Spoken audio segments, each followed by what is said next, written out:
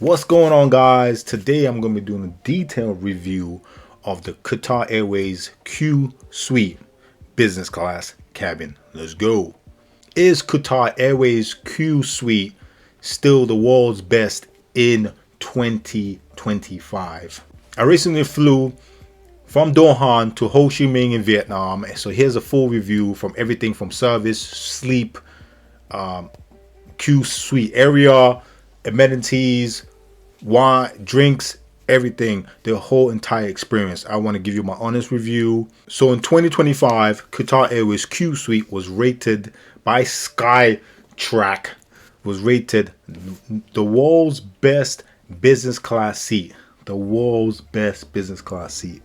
Now, it is absolutely fantastic, great seat, great service, but is it the world's best? In my opinion, I don't think so, but I mean, Skytrack's saying it's the world's best. And a survey taken from over 325 airlines, Qatar Airways Qsuite was rated #1 and literally was rated higher than ANA, Singapore Airlines, and Catholic Pacific, which is really high up and rated always top 3 in the business class cabin and business class seats. This is pretty surprising to me because I personally found the Air France Cocoon business class seats so much more better, bigger, better service, and of course it's Air France, so the cuisine in my opinion was gourmet and way better than Qatar Airways. But anyway, this is about Qatar Airways, so let's dive into it. So my first impressions of the cabin, laid out beautifully. It's 1, 2, 1. So you got one seat by the window, you got 2 in the middle, and 1 on the other side of the window. It's a beautiful layout, beautiful cabin, beautiful lighting, and then you come to your suite, which is like got privacy door, and it's a lot bigger space than the other business class that Qatar Airways offer. Again, check out my previous videos about the last business class. This was 2 legs, so I went London to Doha on regular business class, not a Qsuite, and that was basic. That was trash. Not trash. It was 6.5 out of 10, which is actually pretty low in my opinion. That's damnly like British Airways rating. But anyway, so this design came out in 2017, and the sliding door, the privacy kind of suite, and it's really redefined business class, and a lot of other airlines have kind of like adapted this type business class suite. And as far as business class, this goes space, design, beauty, look, amenities, spacing, storage units. This is literally, I can see why this is ranked #1 in the world. Super beautiful, and obviously the bed reclines. There's so many buttons. It's like you're in a little spaceship and you're in a little cabin, and the bed obviously the seat obviously reclines into a bed. There's different modes. You can go into chill, lounge mode, and you can go into bed. Now, I am pretty tall. I'm 6'4" and a half. I'm 6'4", and literally I have to say, going all the way, it kind of like goes into angle. So let's if you think about the suite like this in a square, the bed goes into angle, so you get longer, obviously, because depending where you're sitting, there's probably someone in front of you or someone behind you, right? So they go in kind of in an angle. Now when it goes fully flat, my feet literally touch the corners.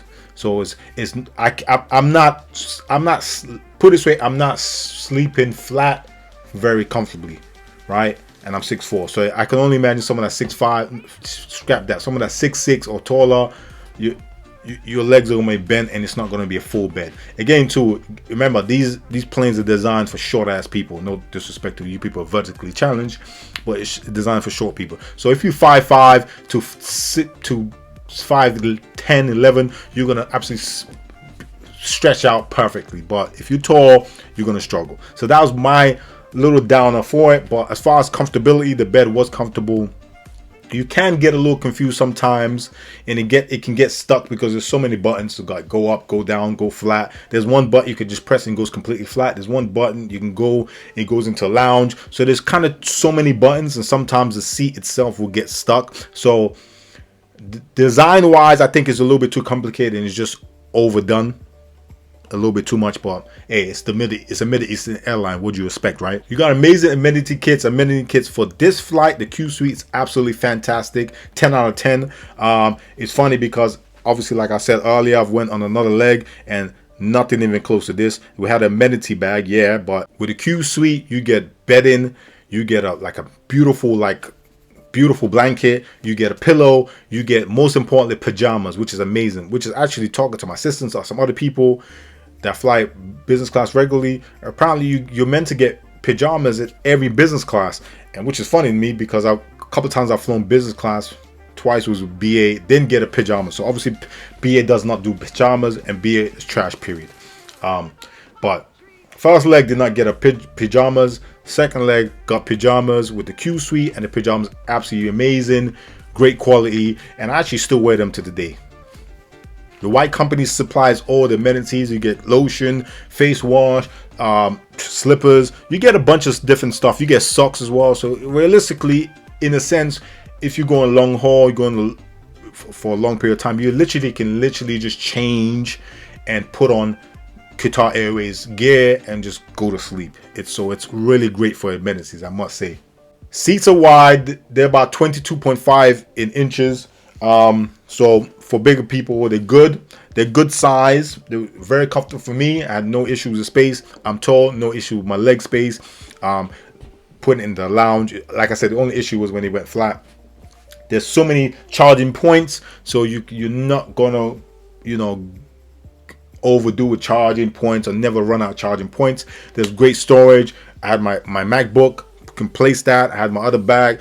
So it's great spacing, and the great thing about the door, and the door is a really good high door where someone will have to look over it to see how you're doing. So someone walking past, they can't really see if you're sleeping there. Literally someone will have to look over. So that's a great thing. So it's kind of like your own space.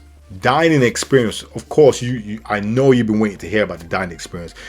If you're paying a lot of money for business class, one thing that's always going to stand out, one thing you're always going to look forward to is the dining experience, is the food. Obviously, this is my favorite part. Favorite two parts of me upgrading or me getting a business class flight is literally the lounge, right? Lounge experience and the dining on board. Obviously, those are the two favorite parts for me. Also, maybe the check-in. You board on, boarding is probably a third because you board separately, different exit, entrance, so on and so forth. On the Qatar Airways Qsuite, it's dining on demand, and it's like a restaurant type feel, gourmet type style is what they say. Now guys, again, this might let a lot of you guys down, but again, when I talk about gourmet, I'm talking about restaurant, top rated Michelin style restaurant. That will be there, and I'm not getting that from this, right? Like I said, I've gone on the Air France, a business class, and Cocoon, and I'm talking about dining, going to Colombia and coming back from Colombia. The dining experience was absolutely fantastic. 10 out of 10. This was not a 10 out of 10 in my opinion. The quality of food wasn't great. The option of food wasn't great.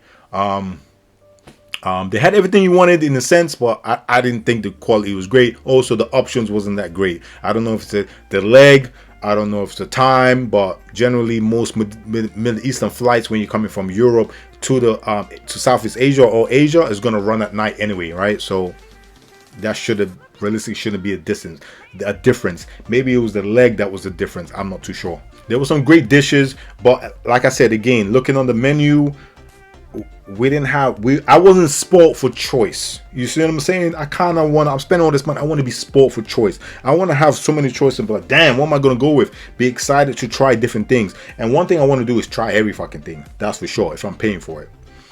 Drinks wise, absolutely flawless. 10 out of 10. They had every drink you can imagine. Alcohol is amazing. The wines were amazing. They had amazing fruit, pure orange juice, some ginger juice, tea, everything you can imagine. The drinks were definitely 10 out of 10. But again, too, I want food with those drinks. Funny enough, Qatar business class is ranked top 2 in 2024 and 2025 in the world, which is very surprising to me. I would personally, I would not rank it top 5. I can definitely go in different business classes and get way better food than I did in Qatar Airways. I'm just saying, man. I'm just saying. I'm not trying to down on it. I'm just giving you my honest opinion. Like I said, Air France is better. I think even, and this is saying something, BA's business class food wise was a little bit better. And that's saying something because BA's business class is trash. Any companies out there want me to fly business class for free so I can do a review? Hey, contact me, man. I'll do it. You know what I mean?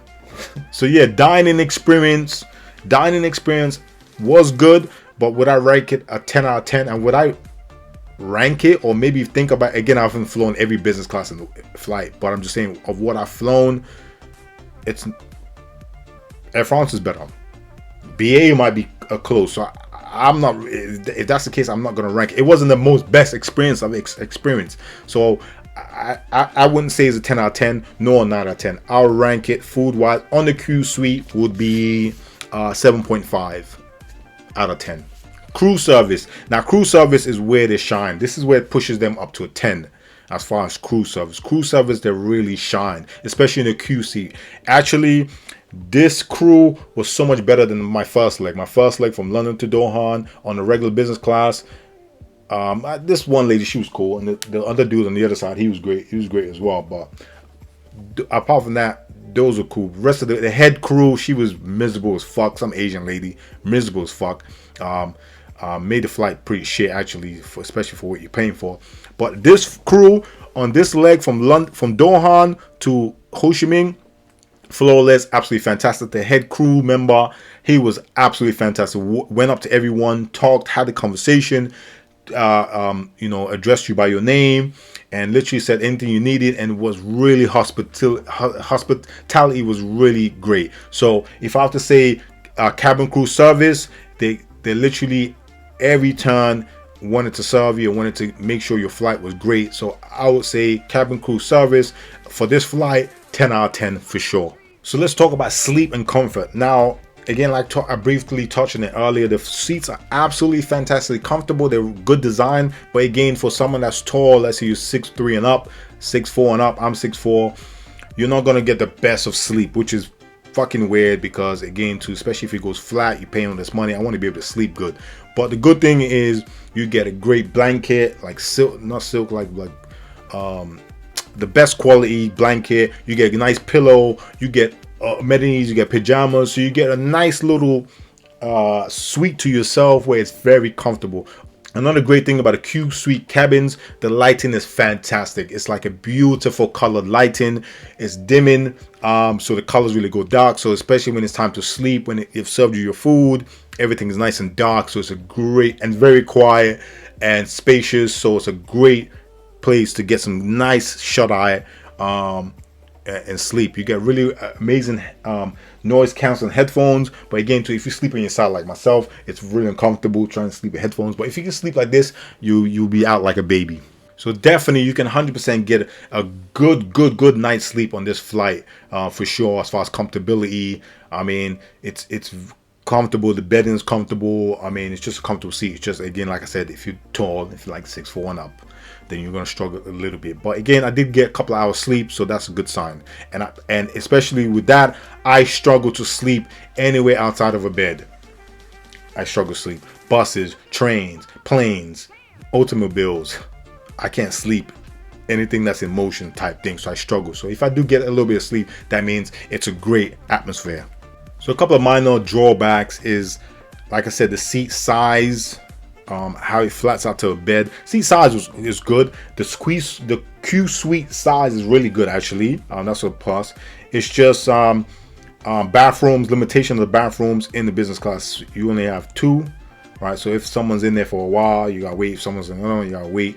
Also the lounge area, like in Emirates really blow them out the water. Maybe because it's a bigger airlines. I mean, they got the jumbo joints with the upstairs, downstairs. Maybe it's that. But I'm saying they can even Qatar Airways have really big planes. So depending on the plane that you go on, so realistically they can add in a lounge space, and lounge space is a space where you could just chill, lounge, and it's constant snacks. So both flights, the lounge area wasn't that good. There wasn't as many. There was some healthy snacks and some random apple and oranges here and there. But we want to lay out. We want a layout where you could just go pick stuff if you want, and you want somewhere we can lounge, have a couple of drinks, pour it yourself if you want. Just a lounge area. And matter of fact, Emirates absolutely smashed this, and because they have like a small bar lounge area, so you can just come out of business, come out of first class, and just go and lounge that area. So that's a really amazing touch. But maybe Qatar doesn't have it because of the size of the planes, but still they can graft out something to make it not as bunched in and have a little bit of lounge area if you don't want to be in your suite. You know what I mean? So that was the down part. The Wi-Fi, you got Wi-Fi throughout the flight. It was solid. The first leg wasn't as solid, so I think the drawback is in some somewhat inconsistencies with the legs. Right, some leg could be amazing, another leg can be shit. I mean, we want consistency, especially if you're paying for money. You're paying money, you want consistency. I mean, if I'm gonna pay for business class, I want business class amazing experience one leg. I want an amazing experience on the other leg, not one amazing experience and one shit experience. You see what I'm saying? So I want consistency. Qatar Airways lacks consistency, especially if you go Qatar Airways business class and you do not get the Q suite. The Q suite. Business class cabin, business class crew, business class service is outstanding, whereas the other business class is trash. So this is what I'm saying, right? We want consistency. So I mean, Qatar just come out and release saying that they're upgrading, they're going to the next gen Q suite, and they're upgrading tech, bigger chairs, longer beds, upgraded tech, full Bluetooth, Wi-Fi support, Starlink, all that other bullshit. That sounds great, right? But I don't care. I want that on my actual experience on my flight, which I've just been on. I don't care about what's happening next year, 2 years. I want it right now. So, like I said, they're obviously trying to upgrade. I think the problem with Qatar Airways, they are growing very fast. Qatar, Doha, all that shit is growing very fast, and they're dumping a lot of money into it, and the service is kind of dropping, and the business class is also kind of dropping. So it's very surprising that they're still ranked in top or top 2 in the world in the business class. So my final verdict as far as Qatar Airways Q Suite business class, I struggle with that word, Q Suite. Is it ranked number 1 business class in my opinion? No. Is it great? Yes. Is it luxury? Yes. Is it worth your money? Yes. Now, it's worth your money depending on your leg. If you can guarantee when you book your flight, you can get a Q suite, 100% book it. If you don't get a Q suite, don't bother even wasting your money. I'm just saying. There's such a huge difference with your Q suite experience and the regular business class experience. There's a huge difference, which is fucking insane. If I'm getting a business class, I want to get the same experience, right? So again, guys, remember, if you want to try Qatar Airways, you want to fly in Qatar Airways business class, make sure it's a Q suite. If it's not, don't bother. Just save your money or try another airline. Like I said, I'm very surprised that Qatar Airways still beats Singapore, ANA, and Catholic Pacific, and even Emirates. I mean, Emirates is not on this. On this is a different division. I'm surprised Emirates is not on this, but hey, maybe Emirates specialize more in the lounge and the first class experience. I'm not too sure. As far as what makes it the top premier, privacy doors. You got literally your own space. It's like your own mini apartment type thing. Well, it's not an apartment, but a mini area. Privacy doors, amazing. Well, I wouldn't say amazing, but dining flexibility. So good dining experience, and it's award-winning service. I want to say lounges, but again, to guys, disclaimer: if you get a discounted ticket or promotional ticket, you do not get access to the lounge. This was another reason why it makes Qatar Airways so shit. For a so-called luxury airline, This has never happened to me before. Me upgrading or me getting an upgraded promotional rate. Me, if I upgrade to business, I get all the entire amenities and entire service and experience, including lounge. But guys, remember this, guys. If you do an upgrade or promotional rate on Qatar Airways, you do not get access to lounges, so that takes away some of the experience. So just bear that in mind, which is absolutely fucking stupid. And Qatar Airways have to 100% do better than this, because that's absolutely stupid on their part. Matter of fact, it's not even stupid; it's just being cheap as fuck, actually. And you know what I mean. If you talk about any other airlines, they don't do that. So Qatar Airways, you should shame yourself for doing shit like this. I mean, you upgrade to a business class, you're paying your money, and you don't award lounge access. I mean, think about how stupid that is. In Doha Airport, how many lounges you have? You have damn near 20 lounges. Okay, we don't have to have access to the top range ones, but you can go to silver. I'm sure there's a bronze, and you can give access to a lounge. Just give them a different access to a lounge and have that as a benefit. Don't be so fucking cheap where you don't even give business class flyers access to a lounge because they got a promotion rate. That's fucking stupid. I don't even know if I'm flying Qatar, if they offer me a promotion rate, if I'll do it again, because I didn't find it to be that spectacular for me to go, oh yeah, I want to spend that much money. I'd rather just save my money and spend it on a holiday. Anyway, sorry, enough of my ranting. If you found this video helpful, if you have any questions, more importantly, just let me know in the comments and I'll answer them as best as I can. I'll get back to you for sure, 100%.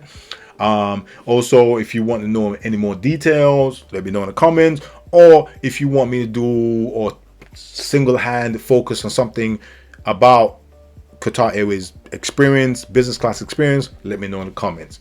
And if you're new to the channel, don't forget to hit that subscribe button, hit that like button to support the channel, guys, so I can bring you more videos. I can get my numbers up, you know what I'm saying, and I can be happy to bring you more videos.